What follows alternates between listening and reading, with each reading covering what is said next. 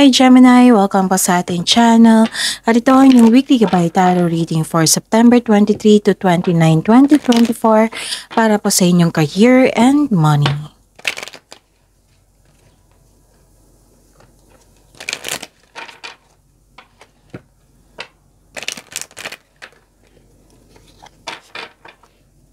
This is for you, Gemini, for your career and money for this week.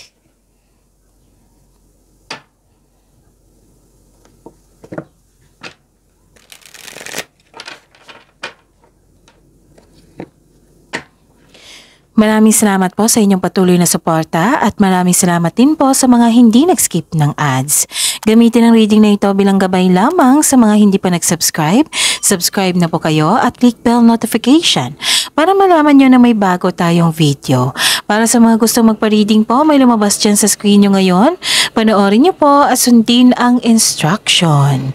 Calling the attention sa mga suki ko dito na Gemini. Open na po ang inyong monthly gabay tarot reading for October 2024. May 6 months from now reading tayo at love life reading po. So message me Gemini for schedule. Maraming salamat po.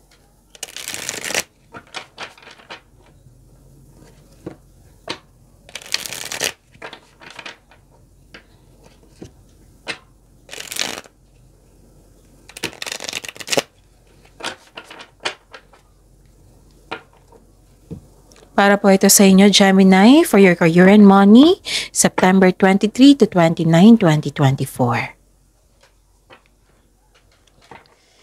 Spirits Guide, mga ganap po for this week sa career and money ni Gemini, September 23 to 29, 2024. I need 3 cards po.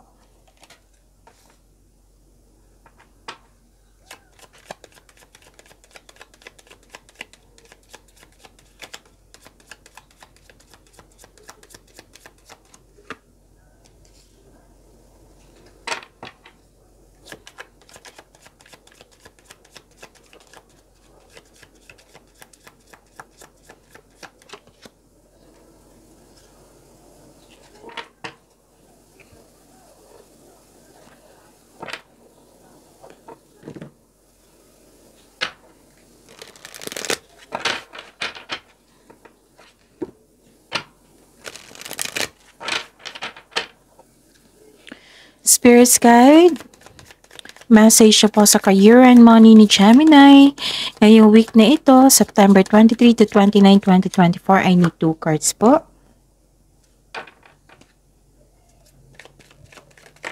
Okay.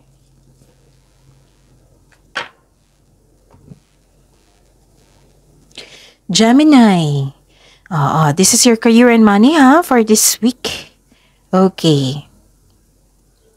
May nakita ko dito ang may concern ka sa matigas ang ulo or sobrang stricto. Marahil ito sa inyong trabaho dyan. Pwede din na may delay sa hinihintay mo sa career and money nyo, maaring sa pera. Pero delay ito matutuloy po ito. So habaan nyo po ang pasensya nyo at intindihin ko bakit nagkaroon ng delay. And nakita ko dito na may kausap ka.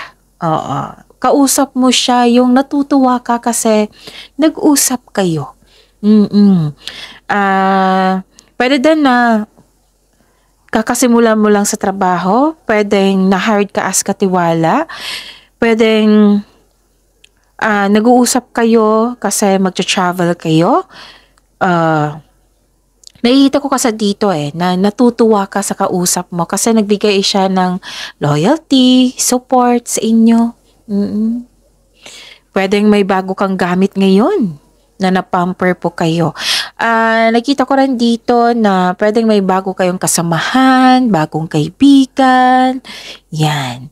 So, nagkaroon ng companionship ngayong araw na ito, sinamahan ka, nagbigay siya ng mensahe, nagbigay siya ng support, and you felt flattered, you felt happy. Okay, this is good.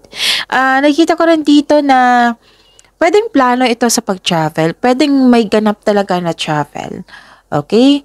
Pwedeng bumunta kayo sa isang lugar. Oo, para makapamasyal. Oo.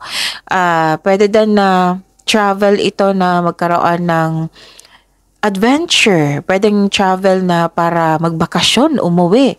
Pwede din na travel na new journey sa inyong buhay. Kasi nga may bagong simula ako nakikita eh. So, yun. Pwede din na itong delay na ito, natuloy. Natuloy na. Dumating na. Okay? Dumating tapos binigyan mo ng aksyon. Pwedeng matagal na plano ito na binigyan kasi may nakita kong hindi lang transformation, hindi lang transition, kundi yung movement, busy ka. Busy sa kakaplano, busy sa movement mo dyan. Literal na movement. Okay? Tapos ang mensahe po dito is think before you act. Okay? So, gagawa kasi kayo ng desisyon eh. So, siguraduhin nyo na may konkretong plano yan para makagawa kayo ng best decision.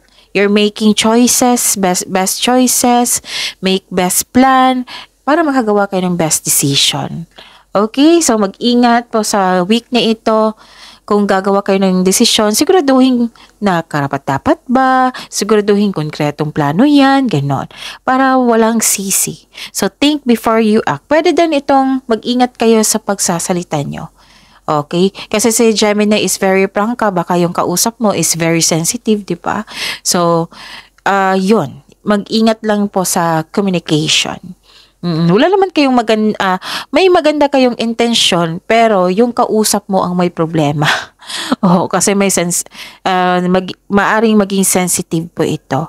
Okay, maari din desisyon, maaring kausap mo. So reducing losses, elimination and completing a new metamorphosis. Time to set higher goals. So yun. Itutuloy mo na ang dapat what I meant is simulain. Oo, kasi new beginning eh. Ipagpatuloy mo, 'di ba sabi ko sa inyo kanina dito na may movement, sobrang busy nyo. So, nagpaplano na kayo, nagsiset na kayo na kung ano yung dapat gawin mo for this month, for next month, ganon. Kung ano yung dapat gagawin mo sa parating na delay. Oo, nagpaplano kayo. So, time to set higher goals. Yung, like for example, magsisave na ako sa darating na pera, isi-save ko talaga yung 20% na yan. Oo, para tuloy-tuloy na. Every month, yan. Example po yan. May mga bagay-bagay dyan na nagpaplano kayo, nagsiset kayo kasi may higher goals. Like for example, magkaroon ng savings, kailangan makasave ako hanggang sa makabili ako ng bahay, lupa. Example po iyan. Okay? So, time to set higher goals.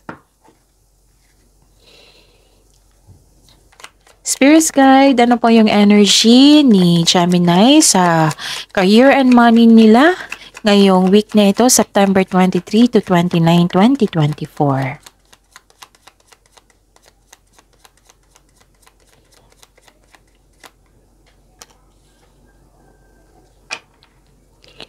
And the clarification of this card po.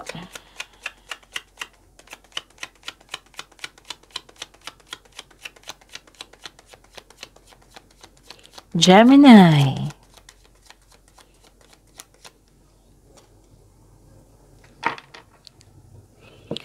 Okay, this is a daily reminder kasi may bago din tayong subscriber at baka para hindi nyo makalimutan, para hindi kayo maguluhan, para hindi kayo malito, panoorin nyo po yung last 4 days Gabay Tarot reading nyo po. Like for example, napanood nyo ito ngayong September 23, 2024. Panoorin nyo po yung reading natin na September 22, 21, 2019. Kung may nakita kayo o narinig kayong repeating message, kailangan nyo po iyan bigyan ng atensyon. Kung maaari po, bigyan nyo po ng solusyon at aksyon. Calling the attention sa mga suki ko dito na Gemini, open na po ang inyong Monthly Gabay Tarot reading for October 2024. May 6 months from now reading tayo at love life reading po. So message me Gemini for schedule. Maraming salamat po. So ano yung ganap? Ano yung energy ni Gemini for this week? Okay, for this week po. Okay. Nagkaroon ng emotional stability, nagkaroon ng empathy, Kayo ay mahinahon for this week. Very matured kasi nagsasat kayo ng higher goals eh. Nagpaplano kayo ng mabuti. Oo, para may mas ma-achieve kayo sa inyong goal. Ganon. Mapagmalasakit at the same time at maaari ring emotional. Nagsasat ka ng boundaries or guarded ka. Oo. Yung ugali mo is, nagsasat ka ng boundaries, yes. Guarded ka. Ayaw mo masaktan. Pero concerned ka sa ibang tao dyan, lalo na sa pamilya mo. Oo. While being mindful of those around you. So, yun. Your, nakita ko dito na magaling ka na leader, magaling ka na empleyado, magaling ka na negosyante. Oo, magaling ka sa inyong career. Sa inyong napiling career, at nakikita ko dito stable na ang inyong napiling career, at nakita ko rin dito yung financial stability mo. Claim mo yan. Ang ganda. Basta may nakita ko ditong emotional intelligent, marunong magbalanse sa emotion, guarded at the same time. Okay. And very supportive. Yung may malasakit ka sa kapwa. Okay? So, ang ganda. Ang ganda ng card nito. So claim nyo ito, Gemini. Ano ito? Okay. Ang ganda. Kasi this is silver linings. This is moving on. This is, pwedeng lumabas ito sa inyo last 2 days. Oo. Nakikita ko kasi dito na binigyan ka ng hope and healing. Para nakikita ko dito yung growth mo. Nagkakampante ka na ngayon. You are moving forward kasi you are eager to help yourself na maka-move forward para magkaroon ng healing, para magkaroon ng pag-asa. You are moving forward po. Nagkaroon ka ng healing and growth sa week na ito. Nagkaroon ng, actually, si Gemini, mabilis itong magpatawad ng isang sitwasyon, kahit ng tao. Oo. Pero kung ayaw niyang kausap, ayaw talaga niya. Oo, ayaw ko na siyang kausap, pero pinapatawad ko na siya para magkaroon din ako ng peace of mind. Ganon. May ugali na ganyan. So, yun. Tanggap mo na ang mga nangyari. Ito yung pinaka-importante na matanggap mo at magkaroon ng pag-let go at pag-embrace sa mga nangyari, pag-let go, pag-move forward at nagkaroon ng healing. Okay, claim this hope. Kasi lahat ng signs, inaasam to itong hope, healing, growth, diba? So, nasa iyo, Gemini, moving forward, hope and healing, stability sa inyong buhay, sa inyong career and money, sa inyong emotion. Okay, ang ganda ng energy nyo for this week. Spirit's Guide, possible blessings po na ma-receive ni Gemini sa career and money nila ngayong September 23 to 29, 2024.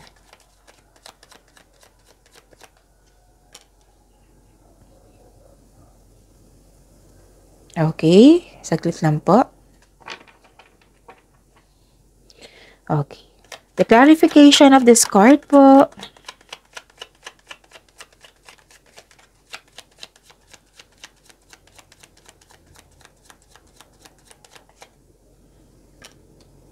Oh.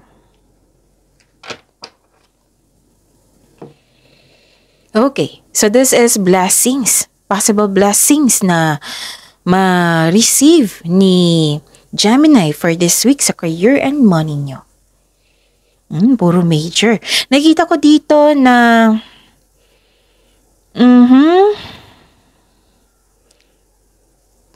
okay. May advice ang card niyo po dito. Actually, sabi ng card dito, huwag kayong magpa-apekto sa taong nag-provoke sa inyo. Oo, kung pwede po. Kasi kung magpa-apekto kayo, maapektuhan yung energy nyo. Kasi yung blessings sa parating sa atin, kailangan magkaroon tayo ng positive flow of energy niyan para ma-attract natin yung blessings na para sa atin. Okay? So, sikapin nyo talaga na kung may mag-provoke ng away dyan, bigyan mo ng pasensya, pag-intindi, baka may problema siya. Baka may problema siya. Walang problema sa iyo. Okay, yan yung sabi ko sa inyo dito sa oracle nyo. So, actually, kung hindi kayo magpa-apekto sa taong ito, magiging inspired ka eh. Inspired ka in doing some action kasi inspired ka rin dito. Nagkaroon ng direction kasi may kausap ka rin. Nagkaroon ng determination, naging focus ka, yung nagkaroon ng concentration. Kaya nga, ang request ng card niyo po dito, kung pwede po, huwag kayong magpa-apekto sa nag-provoke sa inyo ng away. Kasi may away ako nakikita dito eh. Kung pwede po, para inspired kayo for this week, magkaroon ng determination, concentration, that is the blessings. Okay? And be confident po daw. Be confident sa lahat ng mga ginagawa mo dyan. Be confident at focus. Oo. Tapos, concentrate din. Okay? Tapos gawa, dalawang card na nagsabi dito, gawa kayo ng konkretong plano bago gumawa ng malaking desisyon. Parang dumilim, no? Saglit lang po, mag-lights on muna ako. So, some of you nagkaroon ng hesitation. Kung nagkaroon ng hesitation sa inyong plano, meaning to say, hindi yan konkretong plano. So, yun yung siguraduhin nyo, yung mga remind po dito para hindi kayo mastorba, para okay pa rin yung flow ng energy nyo. Ganun, huwag kayong magpa-epekto sa isang tao ha. Kung may hesitation kayo sa inyong plano, then that is the sign na hindi konkretong plano yan. So, ayusin ng mabuti. Matalino naman kayo, Gemini. Gamitin nyo yung talino nyo, tapos gather kayo ng factual information para may mga ideas kayo, lalo na yung mga experience sa iba. So, kailangan mong mag-focus dito. Okay? Kasi, ang sabi dito, to achieve a success in career and money, kailangan mong mag-focus comes with determination and clear intention. Okay? Kailangan talaga kayo gumawa ng konkretong plano. I know na nasa energy nyo na kampante na kayo sa inyong career, sa inyong finances, pero nakikita ko dito na gusto ng universe na mag-set kayo ng higher goals. Kasi kaya mo pa eh. Kaya mo pa, Gemini, huwag kayong huminto. Pero don't pressure yourself, syempre naman. Don't pressure yourself, yung one at a time lang. Kaya nga sinasabi dito na, Gemini, magawa ka ng plano kasi kaya mo pang umangat. Kaya mo pang mas umangat. Kailangan ng movement dito eh. Tutulungan ka ng universe, oo, pero kailangan ng action dito. Action kasama na yung konkretong plano. So gawin nyo yan ha, para mas ma-achieve mo pa yung higher goals mo. So, think before you act. Siguraduhin talaga na magkaroon ng malinis at konkretong plano. Okay? Okay. Nakikita ko rin dito na magtagumpay ito. Yes, magtagumpay ito. Kasi ang sabi dito, kung bibigyan mo ito ng action with clear intention at magandang plano, magkakaroon ng successful completion. This is the blessing. Okay? Successful completion, your reaping rewards. Maraming blessings, reaping rewards. Yes, accomplishment to. Recognition, nakilala ka. Nagkaroon ng perfection. Yes. May matanggap ka na reward or recognition sa trabaho mo. Meron din ako nakikita ang promotion or pagtaas ng allowance or sweldo.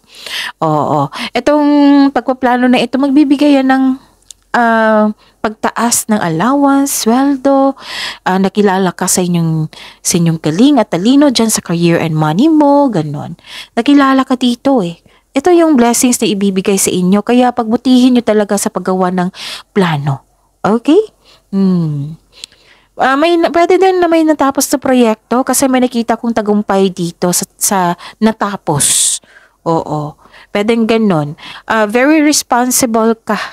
Hindi mo sinasayang yung oras. Gusto mo maging productive sa araw-araw, which is very good. Okay? So, yun. Ang ganda ng cards nyo ngayon, ha? Spirits Guide, challenges na ma-overcome ni Gemini ngayong week na ito sa career and money nila ngayong September 23 to 29, 2024. challenges na ma-overcome ito ha. At least aware kayo kung ano yung challenges, tapos bigyan nyo ng solusyon. Minsan magbibigay ng solusyon dito yung cards nyo. Para malaman nyo. Okay?